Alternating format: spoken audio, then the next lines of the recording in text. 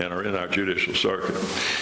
If a review board is needed, the board will consist of 3 persons who shall be county attorneys within a reasonably close geographic proximity to Hart County, or a senior superior court judge of the state. And more than likely, that's who it's probably going to be. It then further states that the county attorney of Hart County is charged with the authority to contact such county attorneys or senior judges to make an initial determination, and then they would make a recommendation based on clear and convincing evidence.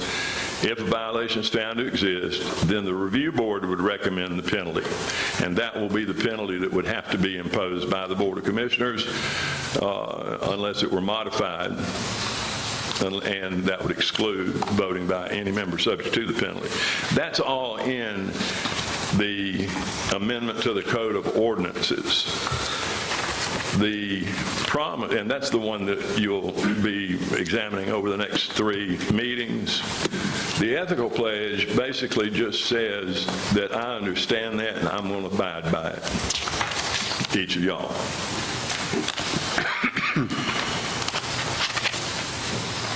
Any questions? I think we should. I got something right here. The Hart County does have an ethics plan. I got it right here. The mission statement and the principles of public service ethics. It's on the website. It has it right there. It's not quite as detailed as what this one is. So we know why this is on here. We had a commissioner who purposely and willfully breached confidentiality. This was discussed at our last meeting. We will not go into executive session unless these are signed. And I'm going to start it. I'm going to sign this. I agree to it. I think each of us need to publicly state while we're on TV, and everybody can see this is a serious matter. This is not one to be taken lightly. Anything discussed in executive session, gentlemen, as we all know, and we talked about many times, is confidential. You have no right to come out here and discuss it with anybody, your spouse, whoever, or go out and publicly broadcast it as this was done. So, as a commissioner of District 5, I'm going to sign this tonight, and I'll go forward. We don't all sign the same one and keep these, or we just sign the copy we got? Just sign the copy you got. I'll have to sign mine. What are we signing, the ethics pledge? Yeah. Now, on the amendment to the code, that's a separate item which you can take in on a first reading basis tonight, or if you wish to wait until the next meeting, you can do that. That one's going to take 3 meetings to come into effect. This one is really your personal pledge to abide by it. Mr. Carter, you signing? Let me read it some more. And let me say, too, the way that I read that, you notice that in my draft, and this was done earlier today, that there are several references to where it says, for example, on number 3, I'll not enter any contracts with the government or allow any member of his or her immediate family to do so. I'm going to change that, any member of my immediate family, okay, so it becomes very personal. You stated that earlier. And do that on the several places where pronoun could be modified.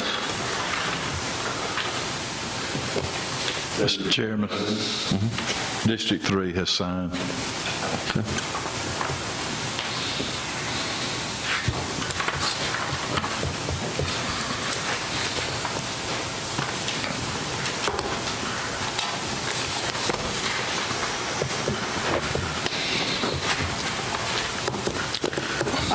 I got a couple questions and concerns. I don't mind signing it, but I do have some concerns, especially about what we're all talking about. And if we're going to sign things that we cannot discuss anything in executive session, most of the time when we have executive session, it's just put on the agenda as executive session. We don't know what we're going to talk about till we get in there. And I feel like that, I know you can't put information out of what's going to be talked in executive session except for real estate, but I would like to, I'm going to give you an example. Instead of just saying real estate only, maybe it should say real estate. It should say real estate to authorize negotiation of the purchase, dispose, or lease property, or whatever that's allowed, legally allowed to, and maybe go to the code. And that way, everybody knows what we're going to do is legal and it's classified as that. You don't have to tell what property you're talking about. The code section for the open records, open meetings law allows you to close a meeting for 4 reasons. Litigation. You don't disclose who the case is you're talking about. I didn't say you're going to close it. I'm going through everything, so I got the floor. Number 2, personnel. Personnel issues have to be investigated in the open. Then the board can go into executive session and deliberate the actions that they may take. Then they have to come back out and vote in the open. Same thing with litigation. Any settlement or whatever, the vote has to be done in the open. Real estate. The purpose of real estate is to keep confidentiality and to keep things from being impacted and having a negative impact for the county. For example, we all know about this campground deal. We know now that third parties are trying to get their hands in the kitty. It should have never even been discussed, but a commissioner made a bad decision and publicly stated it. The purpose of real estate is to be vague, but we have to release the minutes of those meetings after we decide if we take any action. And since there has been no action taken on this particular issue, but the matter has been discussed publicly, I see no reason why those minutes can't be released. And then the 4th matter is tax records that typically deal with proprietary information, and the Board of Assessors would be usually the only one that would deal with that. The fact that what we do today, and when we make a motion to go into executive session, we also sign an affidavit, all of us do. We state the requirement, and we meet the requirements of the law as it is today. And that's all we need to do. And there's nothing wrong with what we're doing today. Mr. Gordon, if you'd like to elaborate any more on that. I think that's fair to that. The idea behind that is so that it's pretty important. The idea behind it is so, as to real estate, is so that you don't have the public at large or any member of the public at large underrunning you on an opportunity. For example, we have had some times in the past, which I'm free to talk about now because it's a done deal, where you have chosen to purchase a certain piece of property. And, there have been many different things, EMS substations, the convenience center, recycling, like that. And what you do, typically, you don't make a deal, you can't make a deal with somebody without the board approval. So one of you, or maybe all of you, whatever, come in and bring this option to the table and say, well, Mr. So-and-so is willing to sell us X amount of property for this many dollars. Then y'all will talk about it, and typically you will authorize the county attorney to seek to obtain an option on the property at that price. And then if I am able to do that, then you take a public vote and go forward with purchasing it. The reason that confidentiality is so critically important is to prevent, there are people out there who would underrun you or make an end run around you, or some other kind of football thing that I'm just not that familiar with, but they would basically undercut your ability to buy the property at that price. And then they would come back, and you see this happen sometimes. They would then come back and say, okay, well, I just bought it from Mr. Jones for $500. Now, I see y'all want it, so I'll give it to you for $5,000. You see, that's what that's the purpose of it. And it's also to prevent the public from getting real itchy about something that is merely a possibility. It becomes public when it's done. Exactly.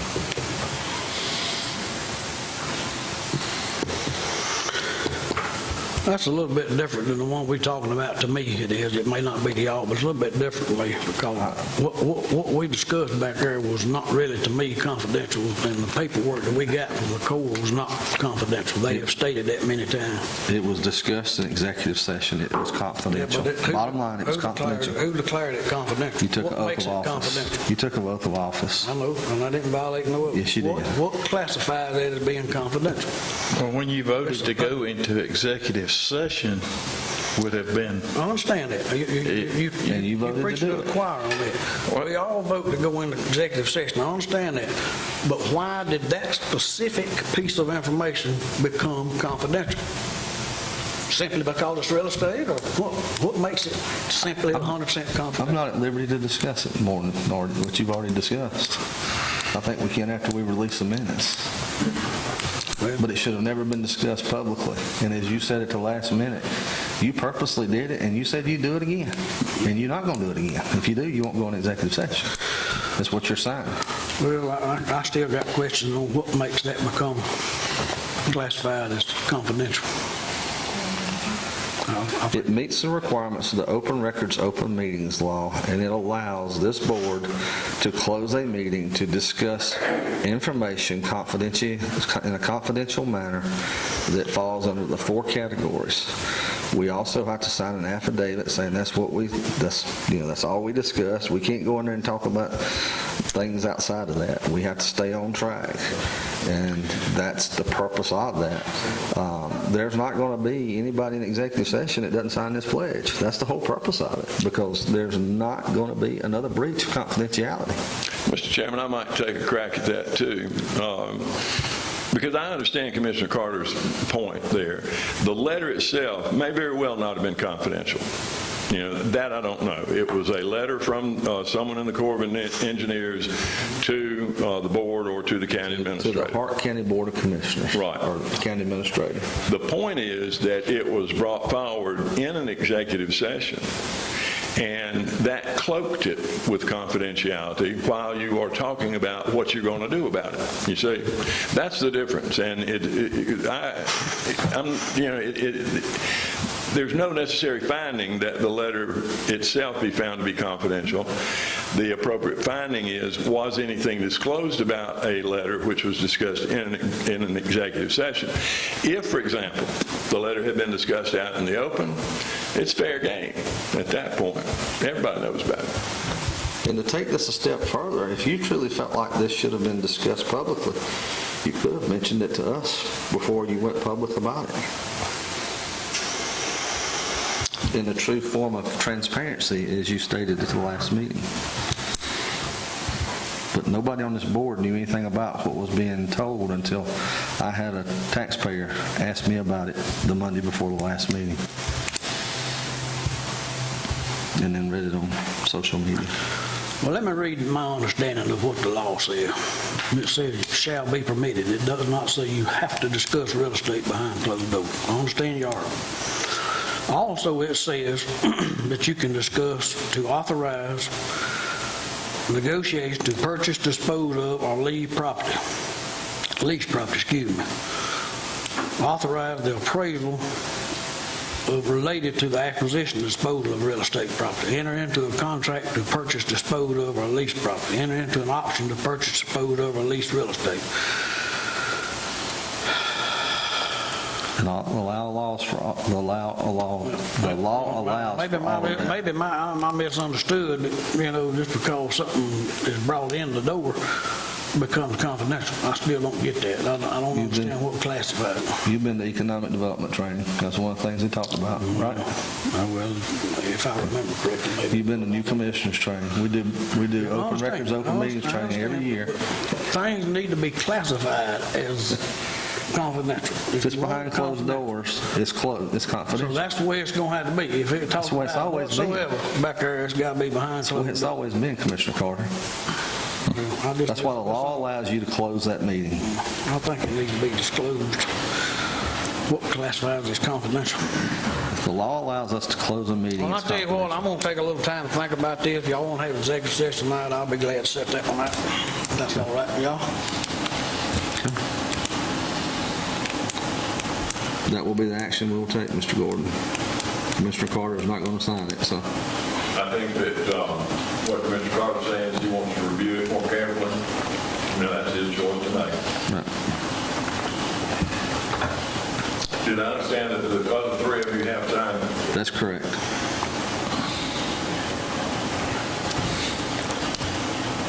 So we will move forward.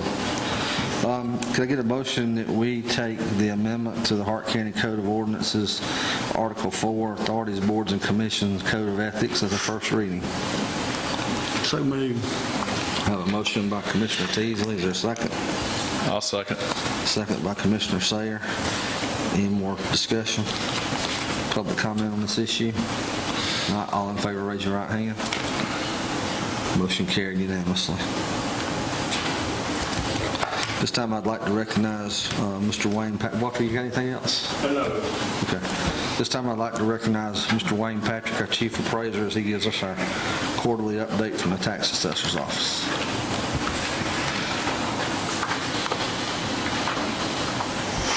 Okay, I'm glad to be back in here. It's been a minute. It's been here to do these meetings. A lot's been covered in our department since we last came in and reported anything. So anytime y'all have any questions about anything that may have transpired over that time, I'd be glad to try to answer those questions. Hit a couple of high points.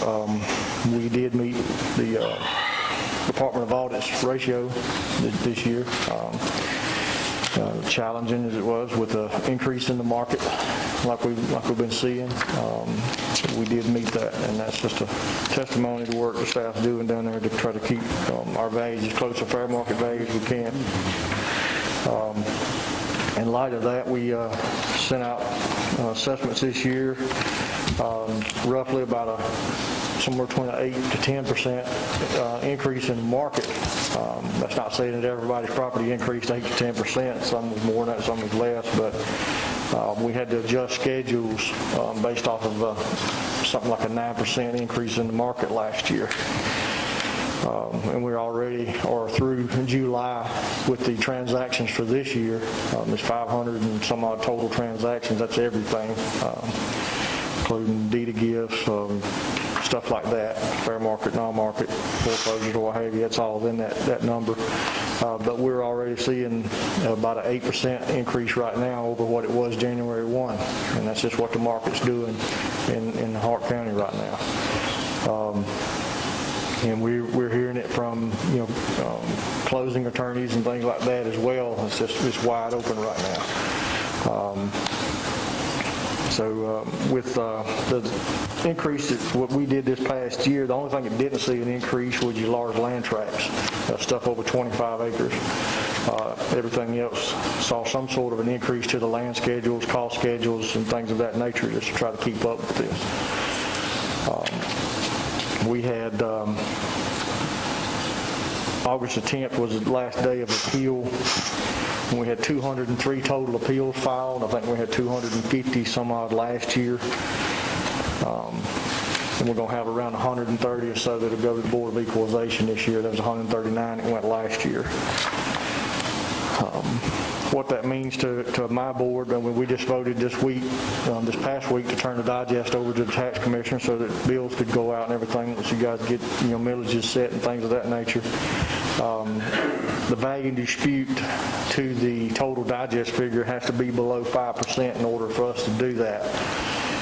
We was below 1%, 0.09% on that when we turned it over. So that's an indication that there ain't much that can be changed through the Board of Equalization process, and it shouldn't affect you guys with your budget and everything, finalizing budgets. So,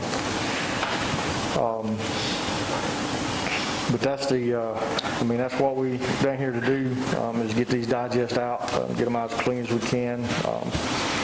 Get the state of Georgia to approve them, and kind of hit the high points on what we do. Obviously, there's a lot that's embedded in what we do from year to year. I just wanted to touch on those items with you guys, and if you have any questions concerning those or any other things we're doing. How many parcels are we up to now? We sent out, I think it's around 17, 1 or 2, somewhere. I can give you an actual count on that, Joy. I haven't got that data in front of me, but last time I seen it was somewhere in the neighborhood of 17.1, 17.2, somewhere in there. Okay. That's real parcels. We sent out 16,000 some odd notices of real property. That's minus exempt stuff, the stuff that's exempt. So that gives you an idea, and it's going to put us in that low 1,700 count, 17,000 count. I'm sorry. Okay. Any other questions? All right, we appreciate it, Wayne. Thank you. Thank y'all for having me. Moving on, County Administrator's report. I don't have any report tonight, sir. Chairman's report, got several things. Two of them were somewhat somber. Mr. Pete Nagel, who worked tirelessly for years in helping address some of the issues with the tax assessor's office, passed away. And he was a true, sincere gentleman at heart, and he wanted to see the tax assessor's office. We had plenty of issues there. We spent many hours talking with him and working through some of the issues. But Pete Nagel was one of the concerned citizens who started the Hart County Property Owners Association, and who was one of the concerned citizens who really got involved and got engaged and helped us get the county tax assessor's office where it is today. And just want to remember him and his family in our thoughts and prayers. And also I'd like to ask that you remember Dwayne Dye in your thoughts and prayers. His father passed away this week. Dwayne, as everybody knows, is our economic developer and does a really good job for us. So those two families are dealing with some situations, and ask you to keep them in your thoughts and prayers. Next thing I want to talk about, and I struggle with this, is public comment. Public comment is a very critical part, in my opinion, of these board meetings. It's an opportunity for citizens to engage in dialogue with their representatives. But when you cross the line and you start putting personal attacks and things out there, it's not right for one or two individuals to spoil it for everybody. So I'm going to ask the board that we enact a new policy that if you, and I'll put this in the form of a motion, that if an individual has been ruled out of order, that opportunity for public comment doesn't come back up unless a majority of the vote by the Board of Commissioners enables that to happen. And I'm going to put that in the form of a motion. I'll second it. State that again. That if you've been ruled out of order, you lose that opportunity for public comment unless the Board of Commissioners, a majority vote of the board, allows you to speak under public comment. So, Can we define in that what out of order is? if you've been ruled out of order, No, that's not what I'm talking about. plainly what I'm talking about. I'm talking about what classifies it as a rule. If you've been ruled out of order, that's the bottom line. There's no arguing it. So, I have a motion by Commissioner Dorsey and a second by Commissioner Sayer. Any more discussion? Public comment on this issue? Yes? Yeah, I got a comment. The question I'm asking is what defines being out of order? Is it just whatever you feel is out of order at the time? There were personal attacks levied at the last meeting, Commissioner Carter. That's already in the ordinances. Right. But I mean, I'm just saying that way it's from the board and it's not from the chairman. So, Well, I don't mind personal attacks, but I don't like people being interrupted and called out of order unless there's a viable reason to do so. okay. And I think it should be defined. I think it is defined if you're out of order. You can always, if you felt like somebody was not out of order, you could have made a motion that they weren't, and nobody did that. So I'd say by your actions, you agreed. No, I agree that things need to be defined a little better and specifically instead of just calling somebody out of order or just saying it. Because something that I might think is not out of order, you might think is. I think the people should have the right to stand up and speak uninterrupted until they do cross that line and become out of order. Do you feel like that line was crossed at last meeting? I can't remember what was said at the last meeting. You have a hard time remembering things, don't you? Yeah, I sure do. Okay. I have a motion by Commissioner Dorsey and a second by Commissioner Sayer. Any more discussion? Public comment? Not all in favor, raise your right hand. Public comment. All in favor, raise your right hand. Excuse me. You're out of order. You're out of order, Mr. Cagle. So motion carried unanimously. No, I didn't vote for No, Ricky doesn't vote. I'm sorry. Motion carried 3. Opposed? Motion carried 3-1. Commissioner Carter opposed. That's all I got. Commissioners' reports, District 2. I appreciate the job our law enforcement, first responders, EMS, fire department, county employees do. And that's all I got. District 3. I don't have anything, Mr. Chairman. District 4. I don't have anything either, Mr. Chairman. Moving on into old business, item 12A, amendment to Article 7, utilities facility installation. This will be the second reading.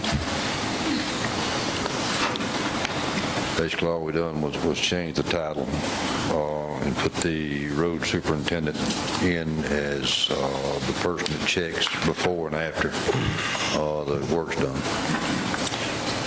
I'm going to turn that in. Put that in there if you want to. But I got... Go Let's ahead. finish this for Lisa first. Can I get a motion that we take this as a second reading? I'll make a motion to take this second reading. I have a motion by Commissioner Sayers. Is there a second? Second. Second by Commissioner Carter. Any more discussion? Yeah, I have some. I've been reading this thing. And I got several concerns, and I reiterated them last week, but this is it in writing right here. And I'll go over them here for everybody here.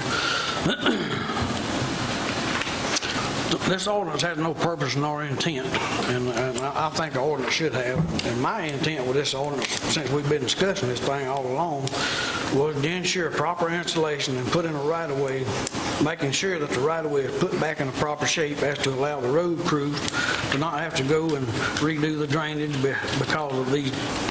Also to ensure that the road crew will have the ability to keep drainage flowing and roadside mowed, shoulders clipped and paving, and also to allow firemen to be able to use the hydrants. The ones I have been seeing will not allow this. I got 3 pictures right here out of a bunch. We had it on the computer one time, but I printed these out.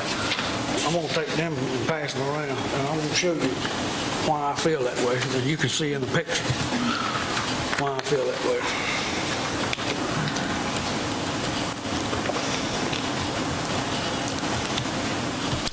If you'll notice, picture number one, when you see it, it's got a hydrant in standing water. And that means that's in the flow of the standing water. So when it gets time to redo that ditch, as it filled up over the years, that's going to hinder doing that. And it's also, I was a fireman for many years in this county, and I have been out on some super cold weather when you're trying to turn a hydrant on, and it's pretty tight. You can't turn it on standing on ice if it's freezing weather. I don't understand how we're going to be able to maintain the ditch to flow properly. If you look at picture 2, you got valves in the ditch right in the water flow. The valve tubes can fill with water, dirt, and debris and fill up. Also, if you're going down through here maintaining the roadside with bush hogs and you run a heavy tractor over those valves, what's going to happen with those valve tubes once the weight of that tractor gets on it? Is it going to push it down? Is it going to pinch the pipe, cut the pipe, or crack the pipe? There's always a possibility that happen. They also can get full of water and freeze, and you can't turn the valve off, or they can also get full of debris, and you can't turn the valve off. And picture number 3 is a hydrant that's up out of the ditch and flow as well as the valve. And I've noticed in number 3, you can see how high the water went up. That's why I want to show you them pictures. I know that we talked about this last meeting about hydrants being in ditches. I know that that's hard to keep that from happening, but it happened on that road. That was Kirk Bailey Road, if I remember correctly. And that's why I have a concern about that, because one day it's gonna come back and it's gonna bite this county in the butt. And then somebody's gonna have to pay for fixing that stuff, and it's gonna cost the taxpayer a whole bunch more money. That's what the road superintendent, adding, changing that wording in there, would be responsible for reviewing pre-construction and post-construction. Yeah, but it's only mentions nothing about fire hydrant placement. It's utilities, Ricky. I understand it, but it don't mention nothing about Utilities are utilities. And I think it should. I think it should. So, you know, that's up to y'all. If you don't want to put it in there, you can't. But I'll tell you something else that I have a concern about. We're sitting here talking about something that really the water authority should be involved in, because they are part of this main thing. If you'll notice in that other picture, one of the pictures, it had a utility box sitting up on top of the hill. Now, I can assure you that most people in this county, I understand we have a lot of problem with right-of-ways on our road. I understand we don't have a lot of road, do have a lot of road that does not have clearly defined right-of-way. But I doubt that many people would complain if you asked them nicely if they put a fire hydrant up out of the ditch on their property. I don't know why anybody would complain, because if their house ever caught on fire, they'd be love to have that. You get on private property. Yeah, that's, the water authority can get on private property. So they're installing utility, right? No. And Terrell, correct me if I'm wrong, this is a process that's been in place for several months now. We're just updating the ordinance to get the wording right. And all the contractors or utilities have been notified that they're inspected before they start, and while their contractor is still on the job, the final inspection is done. Well, you'll see in there where I like specific details. I don't want to go up to a contractor and shut him down if I can't explain exactly the reason why I can't shut him down. Well, again, yeah, we're beating on the water authority, but they're just one of many I know that. one of many utilities we got. I don't want them to think I'm picking on them, but the pictures is mostly up there, and that's really what got this ball started. And They get again, involved in it. my goal is to treat them all the same, whether it's water authority or phone company, or whoever. Have you had them involved with you looking at this? Yeah, Okay. Good. yeah, I've explained it to Pat several times. And all the other utilities should be involved. Yeah. And if they are, they are. I didn't know. I mean, it's just a permitting process. They know what they're supposed to be doing. That's all I got to say. Take a vote. I'm trying to remember who made the motion, who made the second. I give a second. Marshall. Marshall made the first. I made a motion. Second it. Yeah, that's what I got. Marshall made it. A motion by Commissioner Sayers, second by Commissioner Carter. Take this as a second reading. Any more discussion? Public comment on this issue? Not all in favor, raise your right hand. Motion carried unanimously. Item 13A, we took off. Mayor Manley, if you want to say anything about what we talked about today. I mean, we just asked that we get some specifics. Right, so just so everybody knows that that was kind of a mutual agreement based on the discussion today. Item 13B, use of courthouse grounds for a scarecrow event. This is something we do every year. Can I get a motion So that we moved. approve? Second. Have a motion by Commissioner Carter, a second by Commissioner Teasley. Any more discussion? All in favor, raise your right hand. Motion carried unanimously. Hartwell Main Street request to place picnic tables on the courthouse grounds, item 13C. Ms. Peggy Dickery, please.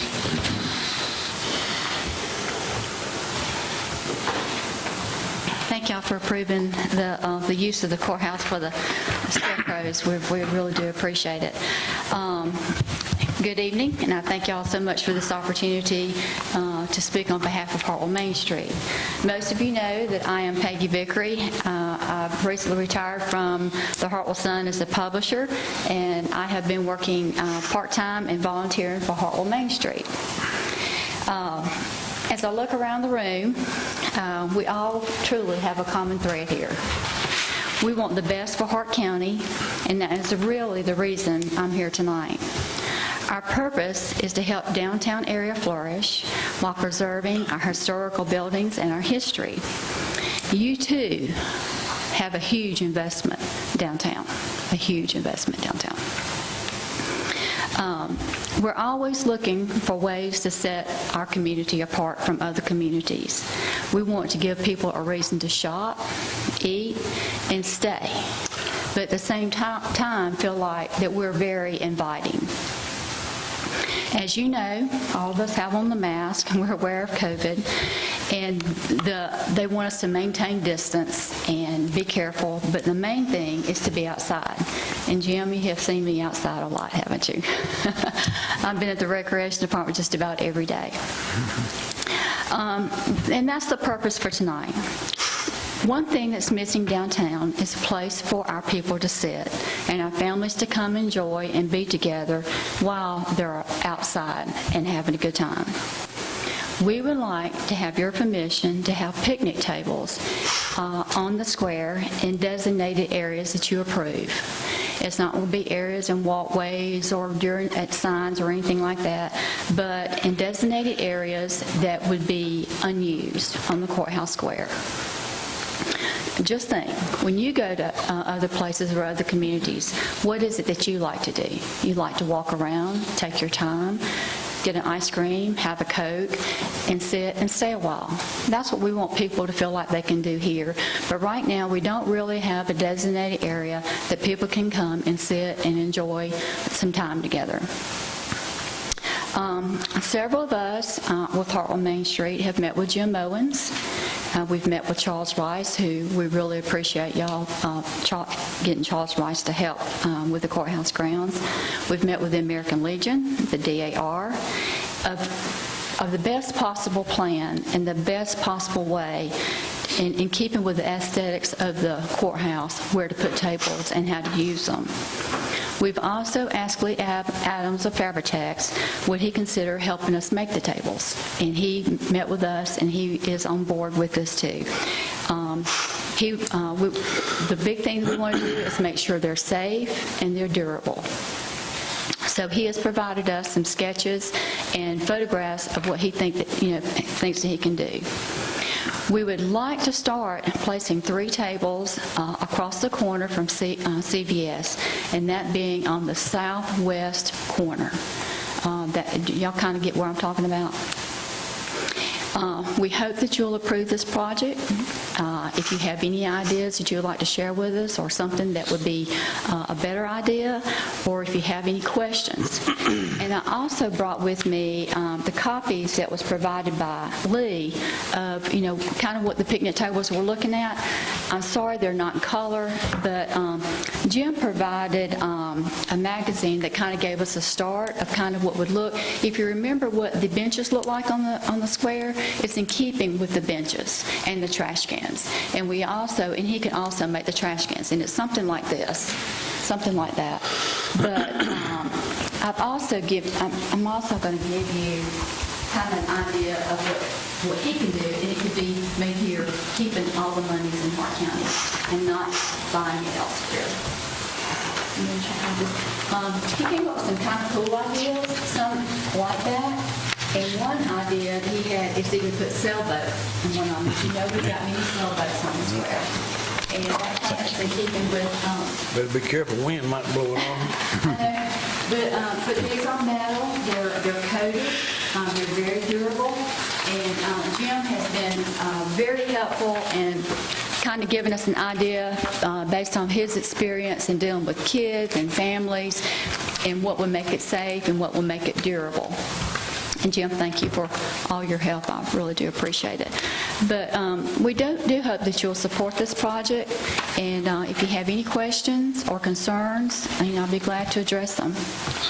As far as trash cleanup, pickup, we know we're going to have a problem there with people not putting their trash. Based on what we see everywhere else, we see problems with the trash not getting in the receptacles. And then we have the issue of who's going to be responsible. I understand that. That's my concern. You and I talked about this. We did, and one of the things we did get quotes from Lee to make trash cans that look like the ones that are already there to put in the area. And Joey, what we would have to do is, we do have a lot of Main Street volunteers. We'll just have to keep a close eye on it, and making sure. I feel like most people will be very careful and be respectful there, just because it is the courthouse square. So we'll just have to be mindful of it and just keep a watch on it and see how it goes. But I thought if we could start with that one area and then see how it goes, and I feel like people would be respectful of it.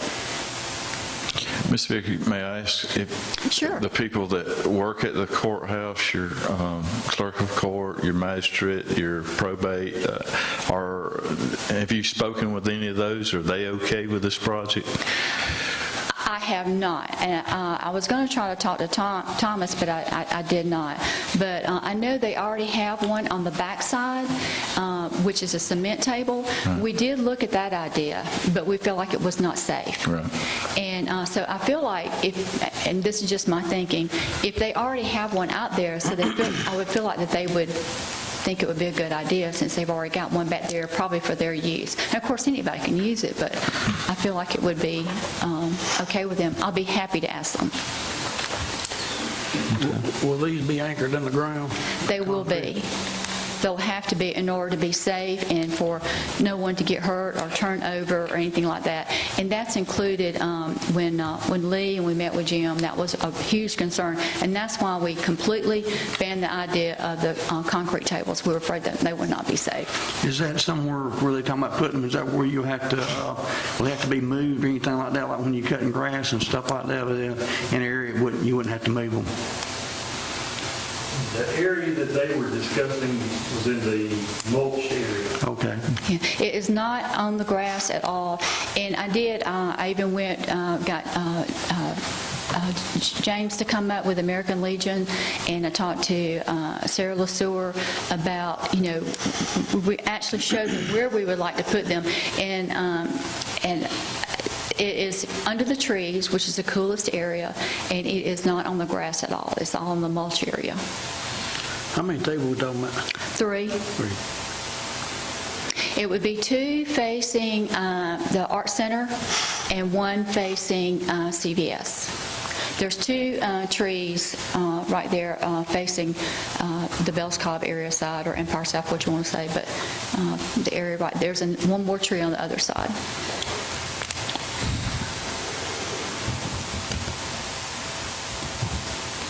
What's the pleasure of the board? I make a motion to approve. You want to try one first and see before we go do 3? Just to see how it goes? It don't matter to me. Just a suggestion.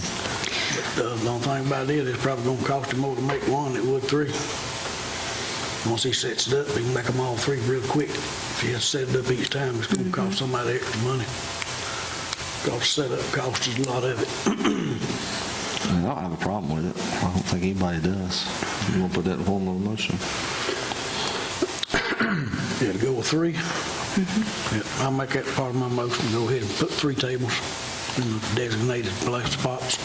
I'll second. Motion by Commissioner Carter, second by Commissioner Sayer. Any more discussion? Public comment? I got one more question. Okay. What color are they going to be? Black. Black. Okay. I think, it would match the benches that's already there. Okay. What do you think? Yeah, it'll be fine. As long as it ain't in the sunlight. Thank you. We appreciate it so much. Thank y'all for doing that. So motion by Commissioner Carter, second by Commissioner Sayer. Anybody else for public comment? Not all in favor, raise your right hand. Motion carried unanimously. Next item on the agenda is the ACCG voting delegate. Basically, it's the same thing we do every year. This is on the policy agenda. We just need 1 commissioners to be a voting delegate. It's going to be done virtually this year. We usually do it at a meeting, but it'll be done virtually this year. So I just need 1 of y'all. I can turn in. It's going to be authorized to vote for the Hart County. Who do y'all want that to be? I know you want to do it, Marshall. It don't matter to me. I'll be glad to do it if that's... I'll make a motion to nominate Commissioner Sayer. I'll second.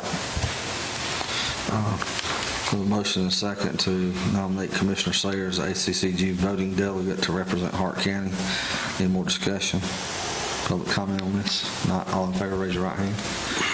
Motion carried 3 with Commissioner Sayer abstaining. Next item on the agenda is public comment. If you'd like to address the board, Yes, sir. You'll come forward? Yes. Yes, sir.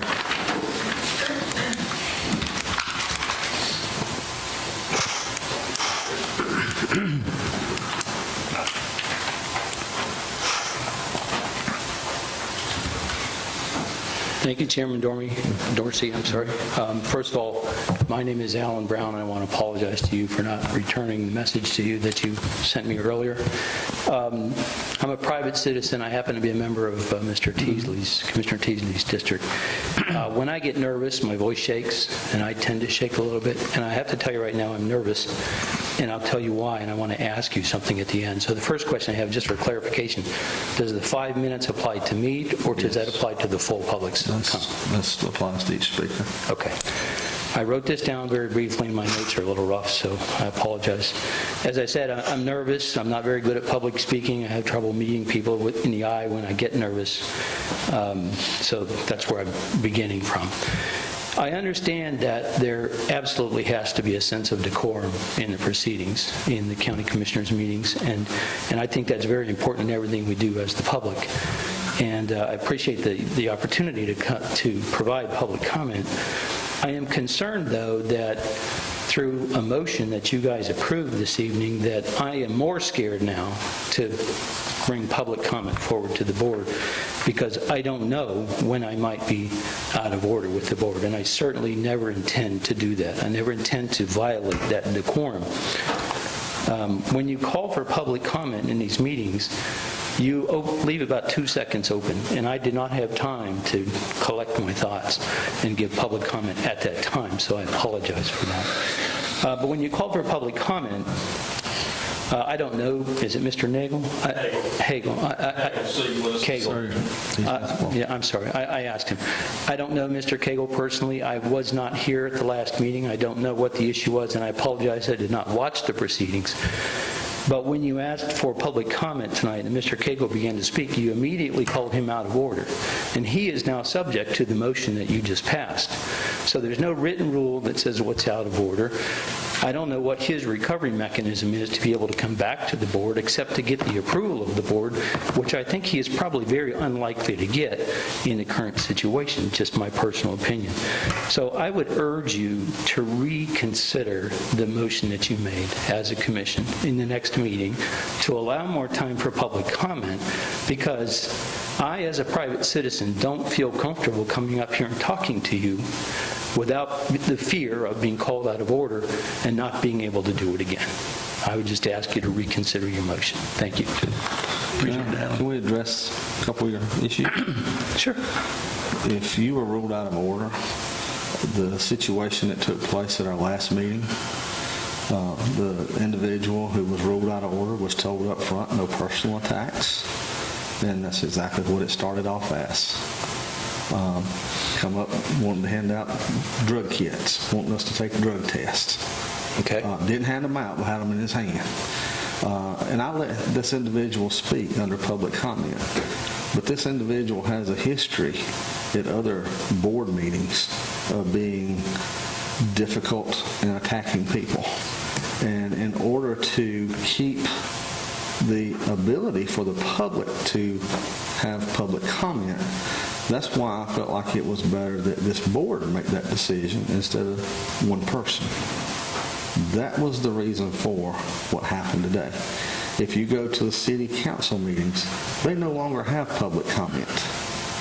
It was done in good spirit to provide those who behave and who follow the rules the opportunity to address this board. And I challenge you to go back and look at the last meeting. You can go to the YouTube channel at the Board of Commissioners. I will certainly do that, Mr. Dorsey. Thank you. Then I'll be happy to discuss it further. Okay. If you'd like. You got my cell number. Feel free to call me. I do. Thank you. And I would still just close by saying I urge the commissioners to reconsider that motion. Okay. Thank you. Thank you, Alan. Anybody else for public comment?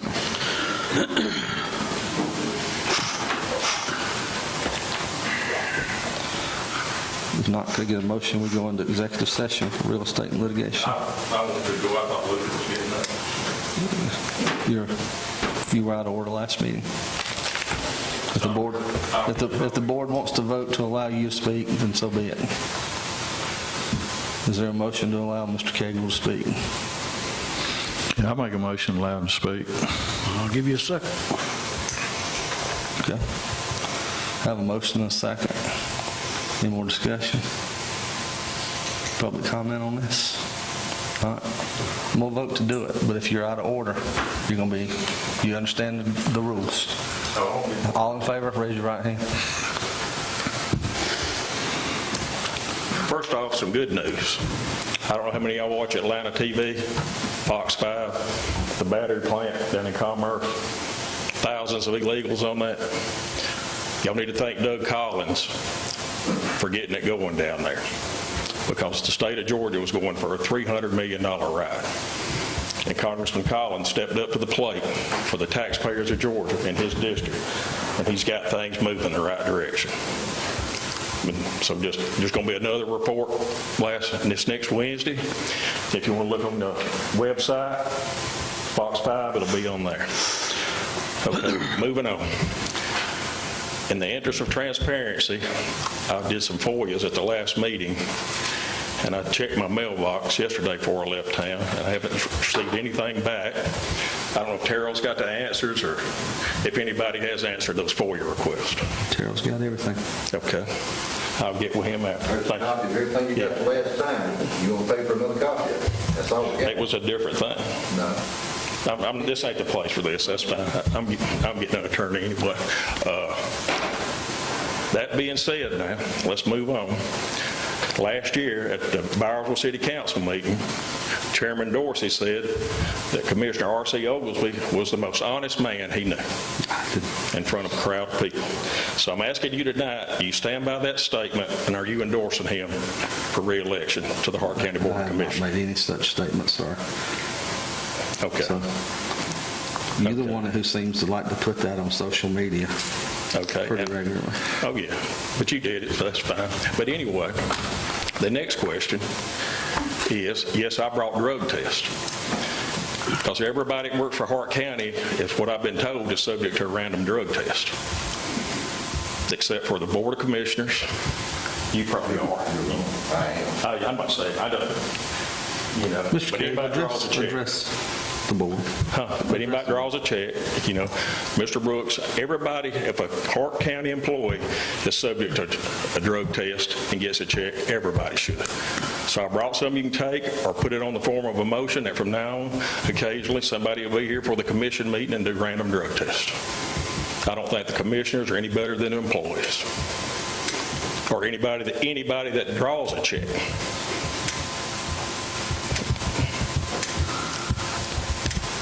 And that's my comment.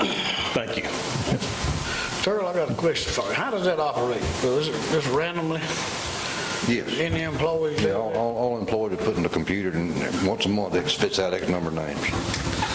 Or if any incident report's filled out, they automatically have to go to a drug test. If they had a county vehicle? Within a county vehicle or not. If they have to fill out an incident report. Okay, that's injury or whatever. Even if you're a volunteer fireman, Right. you still have to. That's volunteer to everybody. Reasonable suspicion. That's for any injury or any automobile accident, automatic. Or reasonable suspicion, which has a very specific definition, but it has to be a defined and in a precise way that gives you reason to suspect someone of being on drugs at the time. Well, let me ask the question. Why is it that elected officials don't have to do that? Is there some law or rule that elected officials don't do that? Or I have no idea. I don't know of any elected official that has to do it. No, that's county, city council persons, state legislators, or anybody else. No elected official I'm aware of is subject to random drug tests. Nobody. well, maybe that's a legal question. Is there a legal reason for that? I can verify for you that the legislature exempted itself. And whether or not in that exemption legislation they had other elected officials, it's been a long time, and I don't remember. I'll be happy to look at that for you. Well, maybe we should. Who knows? I don't really have a problem with it. I don't either. And again, reasonable suspicion, that's a whole other thing. Okay. Anybody else for public comment? Mr. Nolan?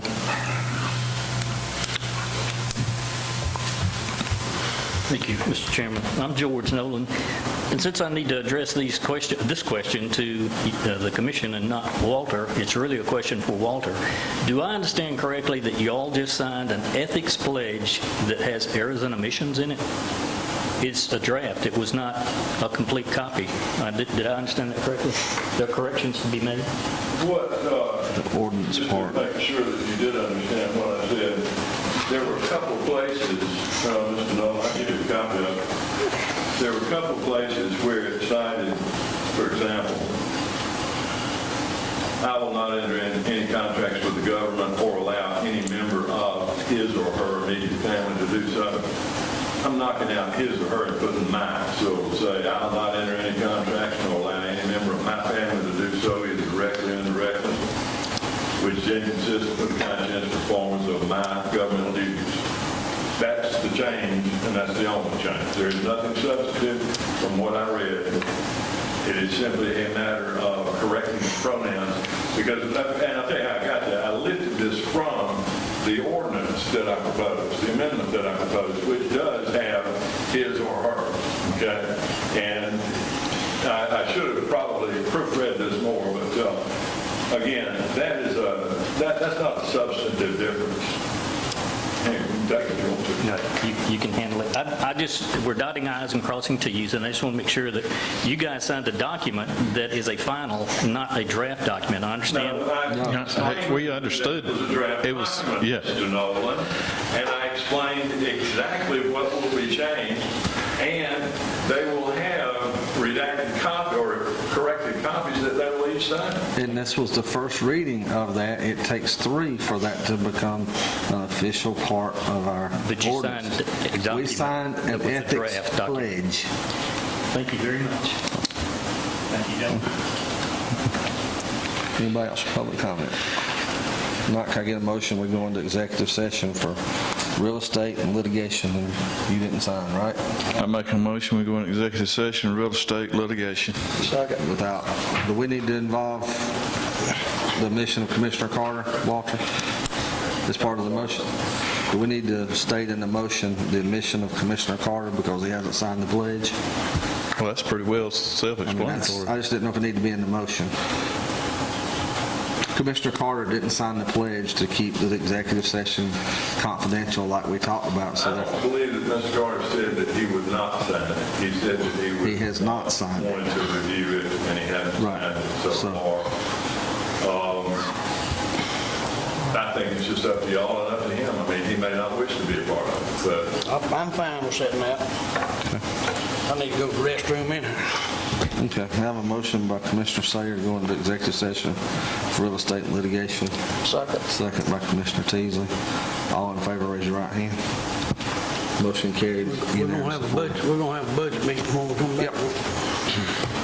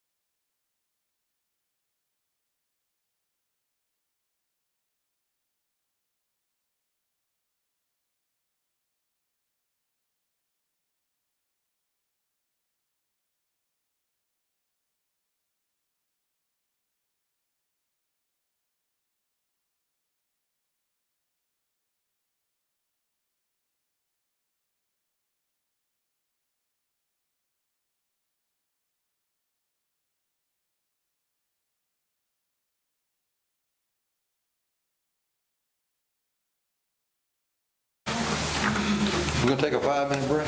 No, we gotta exit Come on. this one first. Can I get a motion that we exit the executive session back into the regular session? Have a motion by Commissioner Teasley, the second. Second by Commissioner Sayer. All in favor, raise your right hand. Motion carried 3-0. Commissioner Carter abstained. Can I get a motion we adjourn? So moved. Have a motion by Commissioner Teasley, the second. A second. Second by Commissioner Carter. All in favor, raise your right hand. Motion carried unanimous 4-0.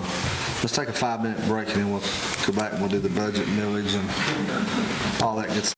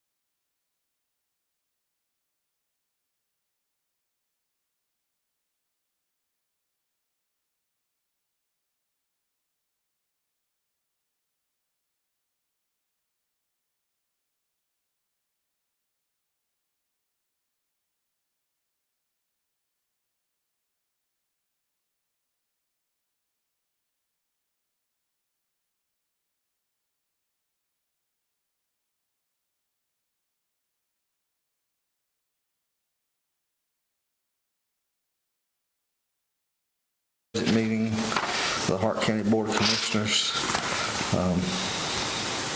We've got several budget-related items to discuss. And then Terrell wants us to set a tentative millage rate tonight as well. So Terrell, I'll turn it over to you. Basically, the only question I know we still got outstanding from the last budget meeting was the request by the animal shelter.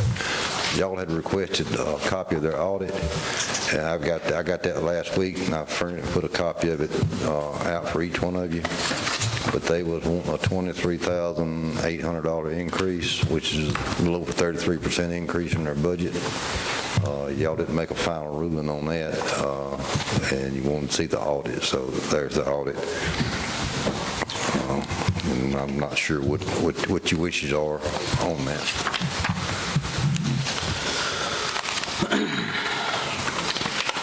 Did any of them other counties add any money to their part of it, or do you know, Terrell? I know Franklin County did, and I don't know how much. It was a sizable amount, best I remember. The problem I have with this is it was spur of the moment. They didn't tell us anything.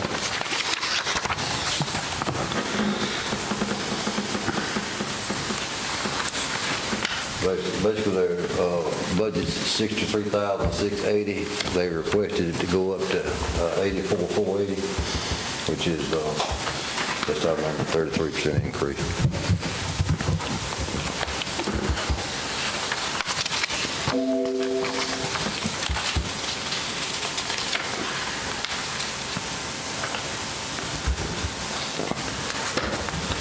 Franklin County is 75.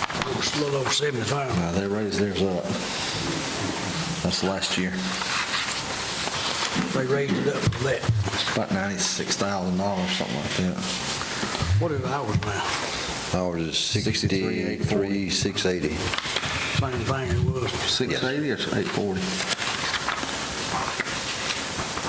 $63,680. They got their audit 840.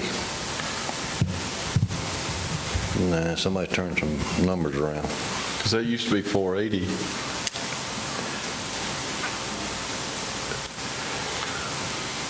On the double A column. I think it's me that got the numbers turned around.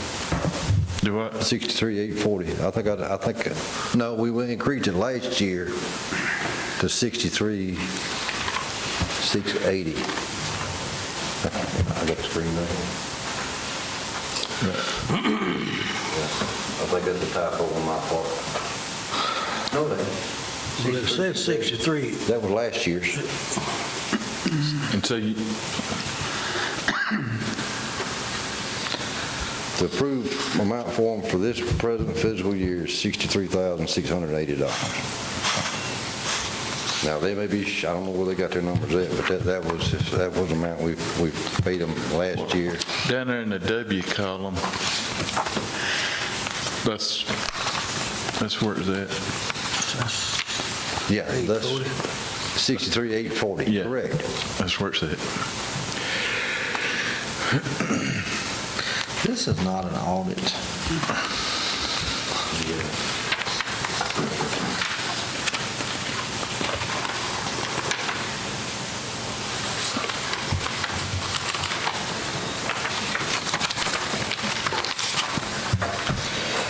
I mean, well, I didn't cut them in from last year, so if it's a typo there, I'll fix it. Well, column W is actually. Come up to the podium, please. Come up here, so that way people can hear you at home. This is televised. What you see in there, the actual, that's the audited numbers. That's from our auditors. Yeah, I was just commenting that the difference between column W and column Z is one is the actuals and one is the budget, so they should not necessarily be equal. Right. The 63,840 or 63,680. It could be the way it came out in the accounting. But we asked specifically for their audit, and they should have to have an audit. And what the CPAs have said in here, we did not audit or review the financial statement, nor were we required to perform any procedures to verify the accuracy or completeness of the information provided by the Board of Directors. Accordingly, we do not express an opinion, a conclusion, or provide any form of assurances on the financial statement. I mean, this is just a cash receipts and disbursement statement. That's all this is. And they should have, at one time, they were sitting on some large cash assets, and none of their assets show in this.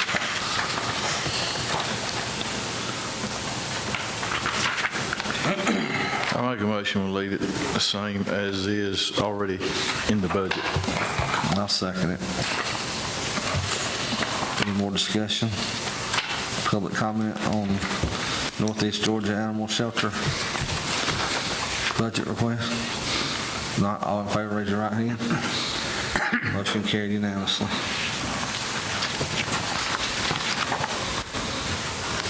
Okay. That's the question. So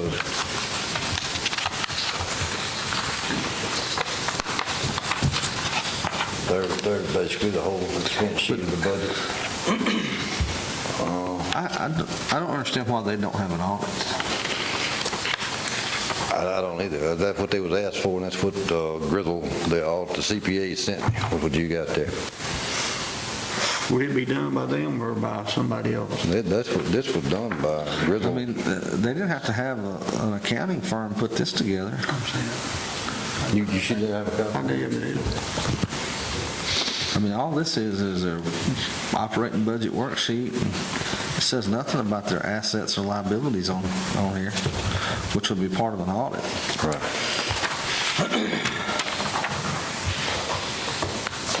Okay. All right. Having said that, what were the budgets now? It's general fund of $13,231,710.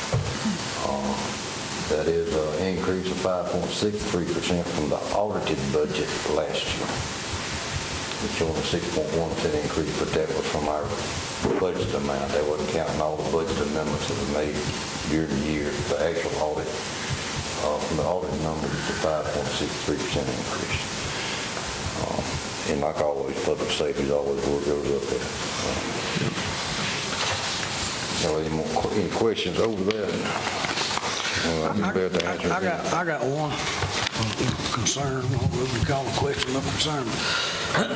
You know, we got 3 people working for the county now that's got building maintenance experience. Are there any plan in here or any money in here to? I've set aside, I've had set aside for the last 3 years for a building inspector. That dollars can be turned over and put in and added for building maintenance.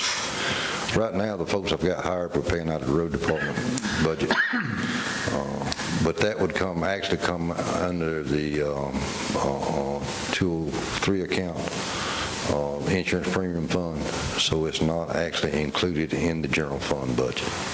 Okay, so all building maintenance comes out 203. Because we can do that because it's all county-owned stuff. You can't spend it on any municipality. Well, I just want to make sure that we're going to do that, but we got a pretty good list. I agree with you. And time I get the road department built up to enough employees to pull them out, something else happens or something, we have to go back and keep them out there to keep the grass cut or whatever. That was my main concern. But yeah, there's funds available to move them over. It'd be a swap, just to find a straight swap across. Now, we also, one time talking about buying the fire department, that's going to come on SPLOST. That's SPLOST, correct. And again, that somebody got to make some decisions on where we want to invest in that existing building with the shape it's in that we don't own.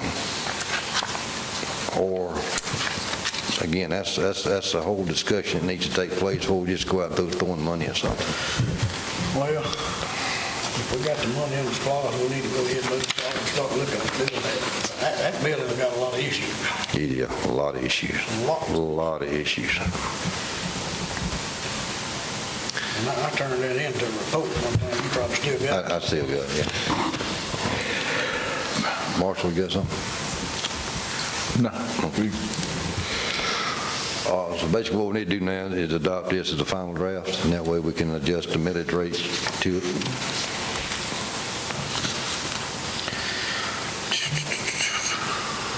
don't have a copy of Copy of what? I gave you one. that. You did? Yeah. It looks like that on the front page. Okay. Yeah, and what y'all looking at there is the actual, So the rollback millage rate would be 5.7 if we take the rollback. correct. And this has, this still got the half mil EMS in it? Correct. They don't show up on that part. It shows up, that's the general fund. I'll make a motion that we adopt the rollback rates. Well, you got to Well, we ain't done the budget You yet. got to adopt the draft budget first. I'll do both of them in the same motion. Okay, all right, I'll second both We'll of them. adopt the draft budget as presented, 12 million, what was it? 13. 13 million. I can't remember numbers anymore. I used to could. There it is. 13,231,710. 13,231,710. I'll make a motion that we adopt that as a FY21 I'll fiscal second. budget. Have a motion by Commissioner Dorsey, a second by Commissioner Sayer. Any more discussion? Public comment on the budget?